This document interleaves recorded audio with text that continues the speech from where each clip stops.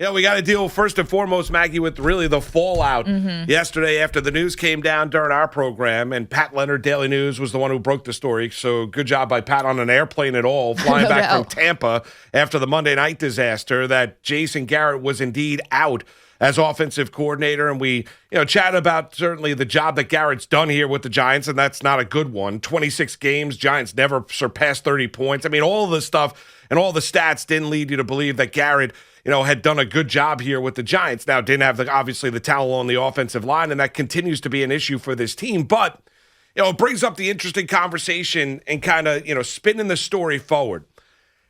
And it really is about now the quarterback and the head coach. It's about Joe Judge, and it's about Daniel Jones.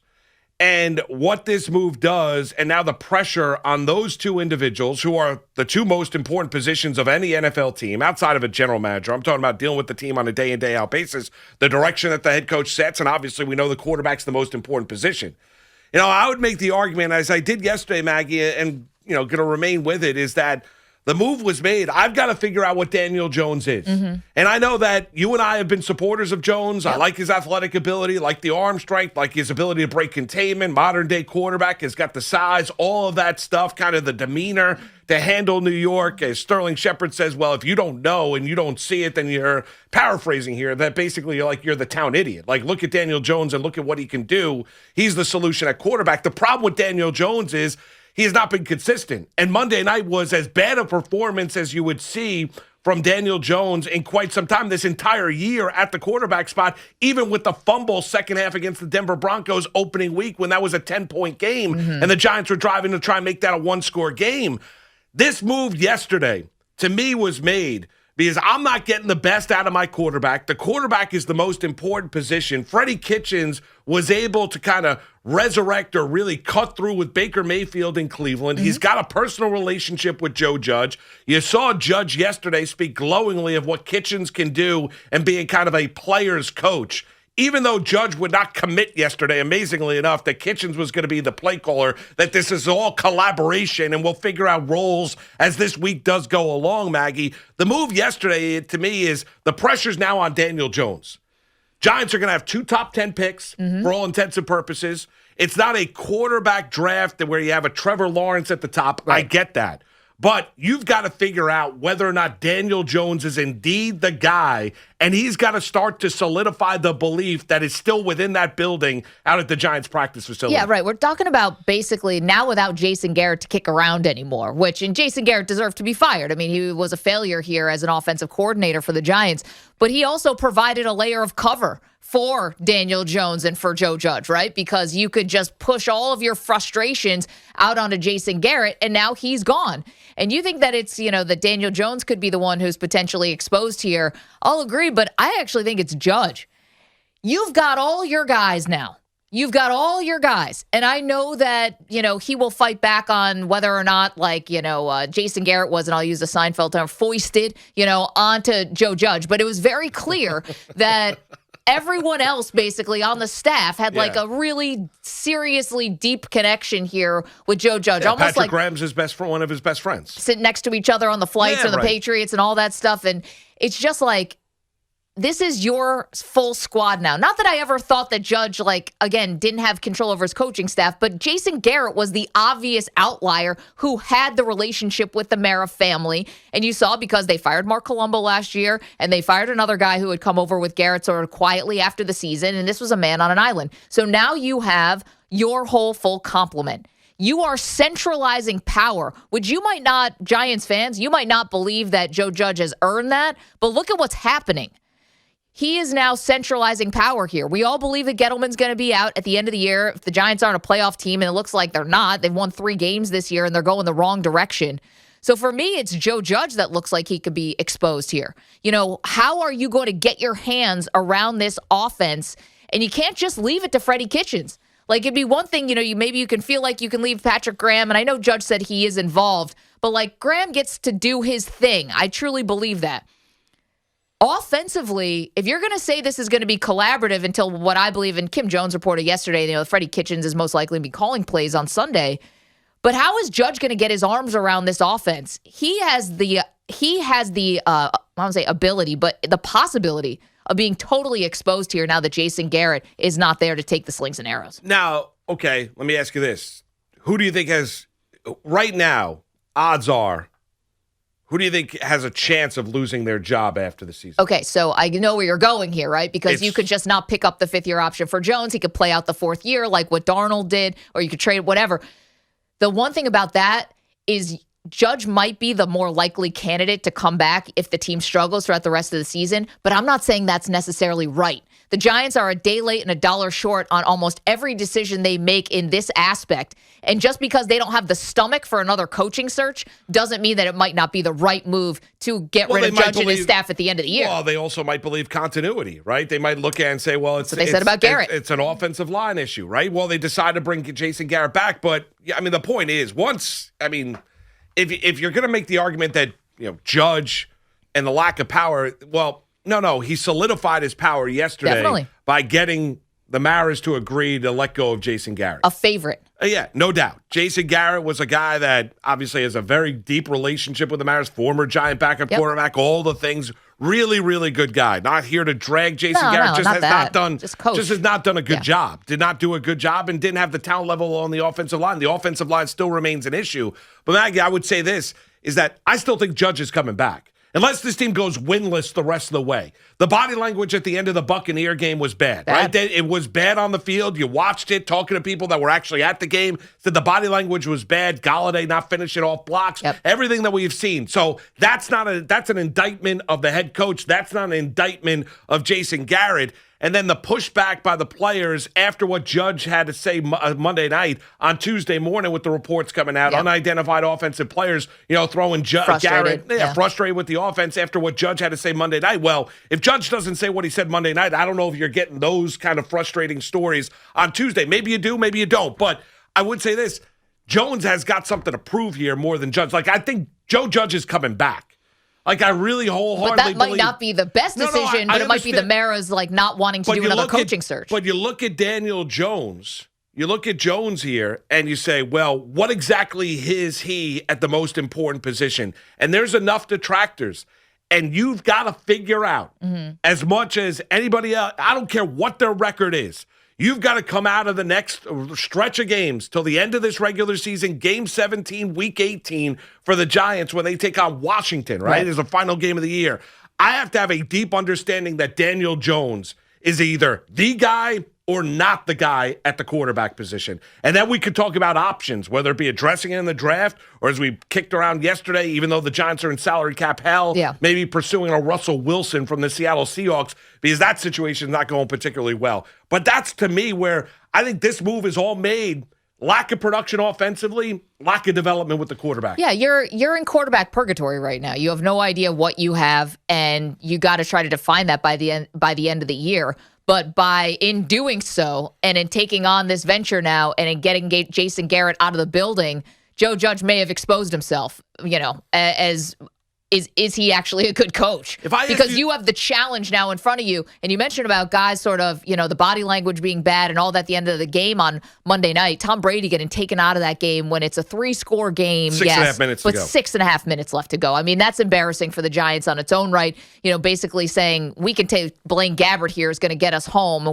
We don't even fear. This is a team that already had a near pick six on you. So we don't even fear that the defense is going to bring you back on this if we put Blaine Gabbert in the game. All that goes on Joe Judge. And if this doesn't look better, if this offense doesn't look better, what are we going to say? Well, Freddie Kitchens is your fault. No, it's going to fall back on Judge.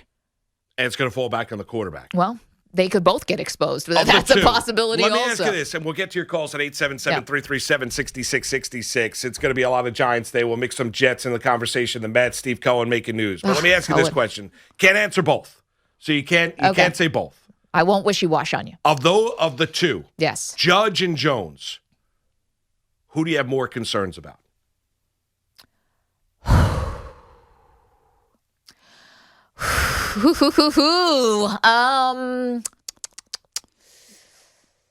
Judge. Yeah, I think Jones. It's a great. Like I think you could go tough. You could go either way. This is like in your horse racing parlance, like and down the stretch they come. They're neck and neck, right? They're neck and neck at the 8th pole. It's going to be a photo finish here. They're neck and neck at the 8th pole. There's no doubt about it. Allentown, Pennsylvania. Jose, what's going on, Jose? How you doing, Moose and Maggie? What's up, Jose? Jose, how are you? Moose, you might be a little more familiar. I know you're a Giants fan. I'm 24 years old, but are you familiar with the name George Young? Yes, of course, yeah. Okay, he was not Joe Young, George Young, of course, yes. We all know who George Young is. He was appointed by the NFL to run the team, and the 3 successors to him, from my understanding, came from his tree. So you could blame, in my opinion, I blame all the Giants' success on the NFL appointing George Young to run that team back when they were dysfunctional. I have no confidence in John Merritt getting it right with the GM, so I don't see a turnaround for this team. Unless the league steps in again, I do not. I'm a diehard Giants fan, and I don't see a turnaround. And another point, but Jose, if you're going to say that they're not going to get it right, where is Dave Gettleman from? Is he not then kind of a tributary from that creek? Mm-hmm. He'll tell you he was there for the Super Bowls. He is. That's the only reason. That's the only reason he was brought back. That's the thing. I want them to break that Giant way. Kind of, we got to get somebody in here who's affiliated with it. Step outside the box. Go get somebody with these other organizations. Bring up a young rising executive. Switch it up. The Giants are way too old school. And another point, the defense isn't getting enough blame here. That defense, that scheme we run, that 10 yards off, it's horrible. They got to fix it. Patrick Graham doesn't get enough blame for that defense that we run. I'm sorry. Yeah. The offense is horrible, but that defense is atrocious. I'm sorry. Yeah, Jose, I think the tackling on Monday night was bad. Bradbury got embarrassed by Mike Evans. The one play in which they're double-teaming the wrong player, Cameron Brate, it was embarrassing. At the goal line. The lack of pass rush that you got from that front four. Nothing. You got nothing. I mean, Brady was Mississippi, Brady two got Mississippi. hit twice in the course of the game. I mean, and we all know, what do you need to do to Tom Brady? Make him uncomfortable. Giant fans know that. You did in 2 Super Bowls, 2007, 2011. Yeah, but you don't have the kind of personnel. Not even close. And, Leonard Williams took a lot of it on himself. He should. That whole defensive line. And if you're not going to be able to get to him, get your hands up. Try to bat down some of these passes, whatever. They just didn't have it. Warren, New Jersey. And it can't just be because of Logan Ryan in the secondary being missing. I know that's a really big piece. We talk to Logan Ryan every other week. And he's great. He's great, and he has the familiarity with Brady and all that, but it can't just be about him. No. Lee, what's going on, Lee?